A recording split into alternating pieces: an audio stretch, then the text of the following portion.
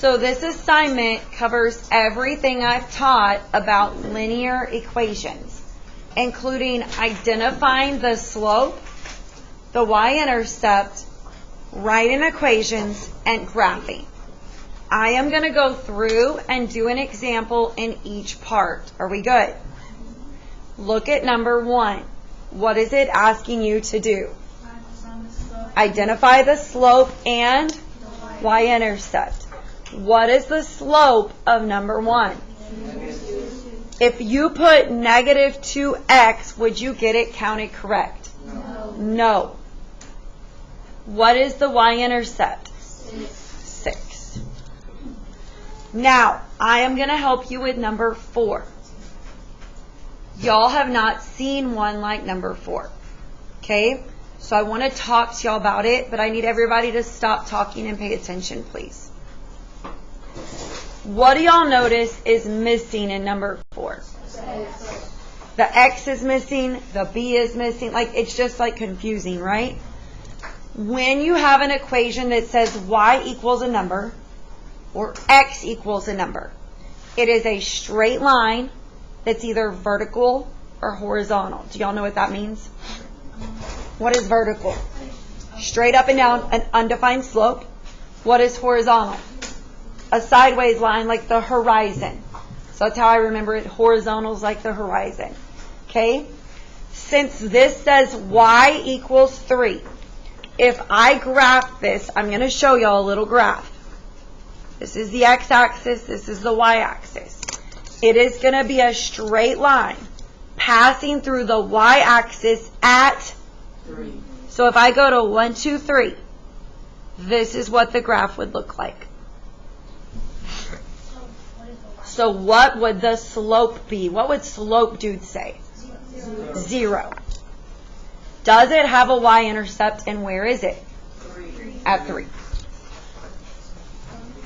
Does that make sense? Yes. Now, based off of what I just taught you, you should be able to graph one of those on your own. But I'm going to help remind y'all. Go down to the bottom. It wants you to identify the and then you're going to do what? Let's do one together. Which one do y'all want to do? 7. Okay. What is the m, the slope? 3/4. What is the b, the y-intercept? 0. That means I put a dot on the 0 at the y-axis. To find my next coordinate, I need a rise and a run. Well, I have one.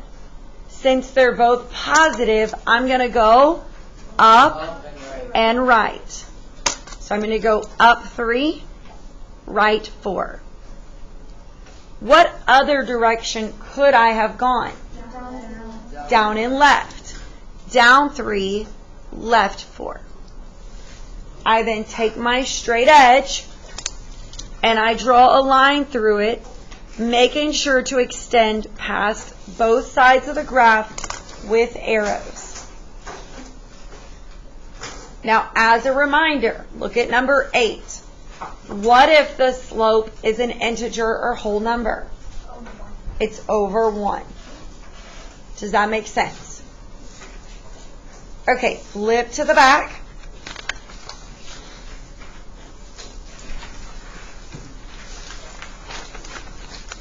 So would y'all be able to do number 10 based off of what I taught y'all and number 12?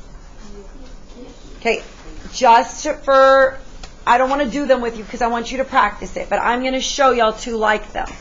If I have an equation that says y equals -5, I would have my x and y axis.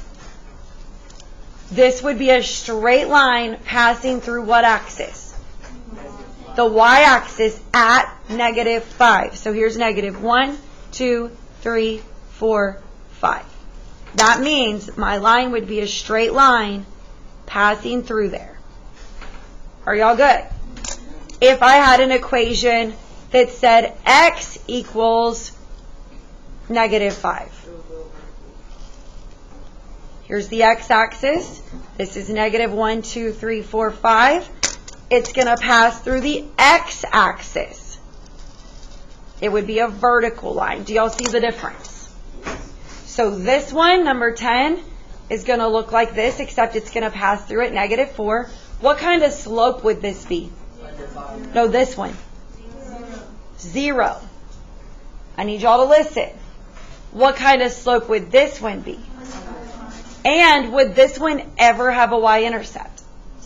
Does it ever touch the y-axis? So when it says x equals, there is no y-intercept. You would put none. I just gave y'all an answer. I'm going to say it again. The one that says x equals will never have a y-intercept because its line will be parallel to the y-axis. It will never touch it. The y-intercept will be none. The slope will be...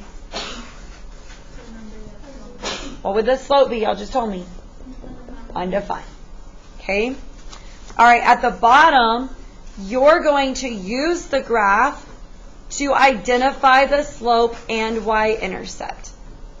Well, to do that, you need a rise and a run, and you need 2 dots. Now, I don't love this assignment because I feel like look at number 13. I feel like there's really no great point. So I'm going to help y'all go put the points on if you will pay attention. So let me get my answer key. All right, on number 13, it touches at 0, 1, and it touches at -4, -3. Go put dots on there.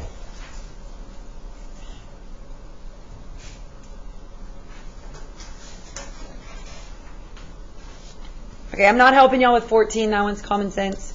Number 15, it touches at 0, 2, and it touches at 3, 1.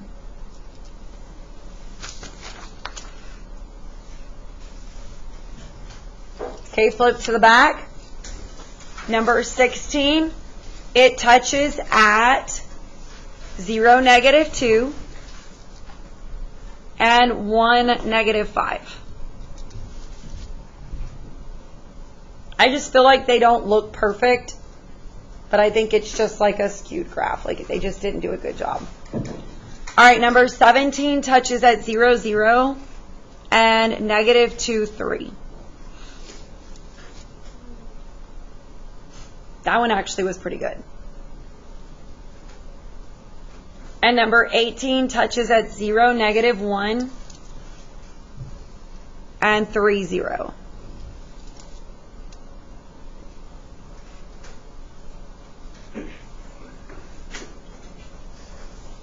Okay, when you get to the bottom, it wants you to find the slope that goes through these pair of points. What is different about these compared to how we've been doing them? They've been on a table. These are not a table. These are coordinates. So you're going to use your slope formula. Write this down. y2 minus y1 over x2 minus x1. But they're not listed as a table. So everybody, let's look at number 19. I'm not going to... This is the x, yes? What is this? Y. So I can call both of these the ones since they came first. This is the x, this is the y. I'll call these the 2's. If it helps you, you can make them into a table. You could go like this, and you could go 5, 0, -4, 2. And you could do it the way we've been doing it.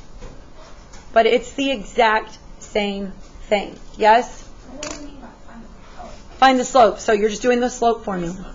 Work it out. Yep, y2 minus y1 over x2 minus x1. It's rise over run, but we don't have a graph. So we have to use the slope formula, which is the same thing as rise over run. Yes? Okay, you may get started.